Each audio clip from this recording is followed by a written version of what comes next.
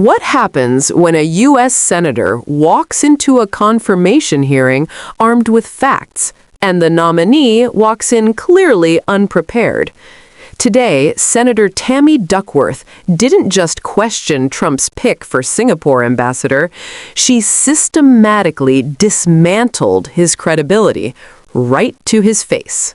State of Illinois, given the pressing business of the NDA. Great. Senator Duckworth. Thank you. Dr. Sinha, you say you know how important the United States-Singapore relationship is, and I think you know that it's important to me as are all of our relationship with the ASEAN nations. This is not a role you can just pick up on a whim or because you think it will be glamorous or because Singapore is a great place to live. Our diplomats are dedicated. They're hard workers who represent the United States every day on the front lines, anticipating crises and providing invaluable expertise to help prevent conflicts from exploding into catastrophes. I am not opposed to political appointees, and in fact, my colleague across the aisle, the senator from Tennessee, did an incredible job as an appointee to a critical United States ally, the country of Japan, and I really enjoyed working with him when he was ambassador there. But frankly, I don't think you are particularly qualified for this role, and I'm concerned about how your lack of understanding may even inadvertently cause friction in our critical relationship. Will you even be able to effectively lead our mission in Singapore? I have my doubts. So my questions are going to be to allow you to assuage my doubts and win my vote. Dr. Sinha, I need to know that you understand some basic facts about Singapore and its critical relationship with the United States. For example, in 2024, did the United States have a trade deficit with Singapore? Yes or no? It did not. How large was the U.S.'s trade surplus with Singapore in 2024? $80 billion. $18 billion. 2.8. You're off by a huge factor. The United States had a 2.8 billion trade surplus with Singapore in 2024. If confirmed, how would you explain our friendship in Singapore to the president? How would you explain to our friends in Singapore the president's threats to slap tariffs as high as 25% on their country, given that the United States has nearly 3 billion trade surplus with Singapore? Thank you for your question, Senator. We are not walking away for any dialogue between the two countries and two leaders.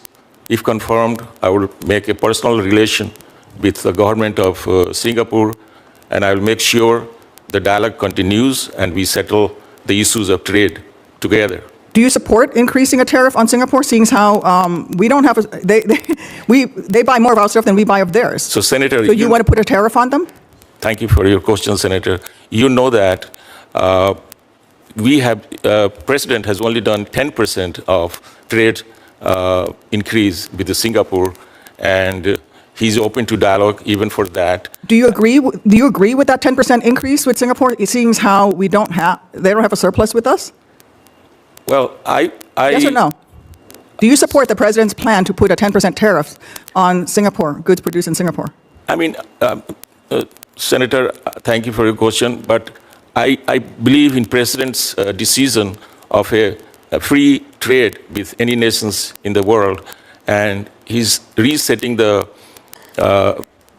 trade numbers with each country, and he's open for discussion and dialogue with each country. So you would like to have free trade with Singapore? That's what you would push for as ambassador? Well, we always had free trade with Singapore since 2004. So so do you support the 10% increase, tariff increase? The dialogue is not yet closed. The door is not closed. Let's go on to the next thing. What year is Singapore next scheduled to be the ASEAN chair? This year is Malaysia. I didn't ask you about this year. When is Singapore going to be the ASEAN chair? I don't know when, but this year. 2027. Please describe what holding the ASEAN chair will entail for Singapore and how you would support Singapore in your role as U.S. ambassador, if confirmed. What are some of the critical things that Singapore will have to do as a chair of ASEAN? I mean, I agree with you that you had made a statement that all the ASEAN members should be treated like almost. No, answer my question. What does holding the ASEAN chairmanship entail for Singapore? Can you name one thing? A role that they will have to play as ASEAN chair. What will? Well, you know that this ASEAN chair is not only one country. There are 10 countries involved. No, the ASEAN chair is one country. One country, 10. But there are 10 countries involved as an ASEAN group. You're not answering my question. You're not answering my question, sir. Can you name one thing that will be of critical importance to Singapore as ASEAN chair? A role. There are many things. Can you name one Defense, thing? economics. Those are very broad. Name an issue. Trade. I don't think, no. Okay, let's do something. In what way does the United States Navy work with Singapore, and how do you envision strengthening the U.S. Navy's work with Singapore? And are there any facilities that come to mind that are central to our relationship with Singapore?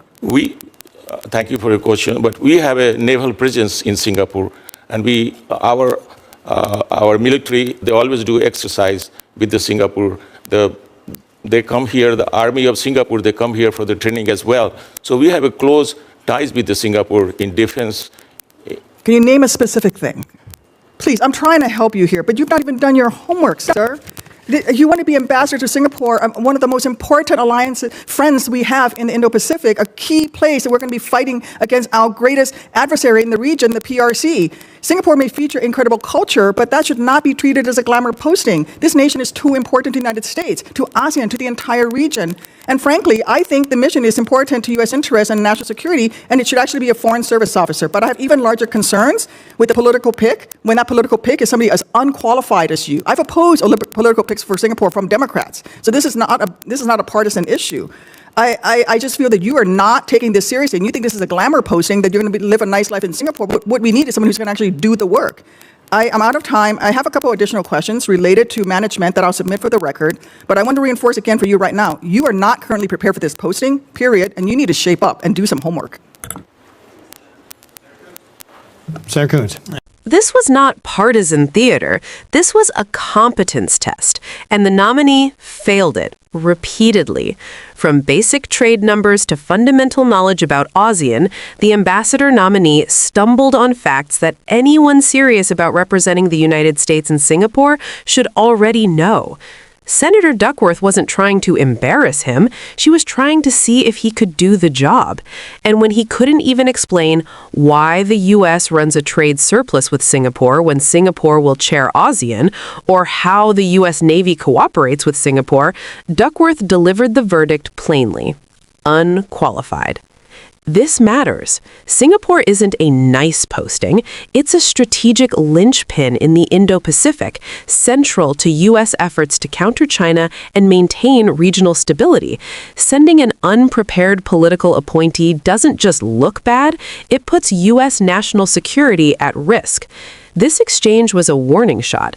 Diplomacy is not a reward, it's a responsibility.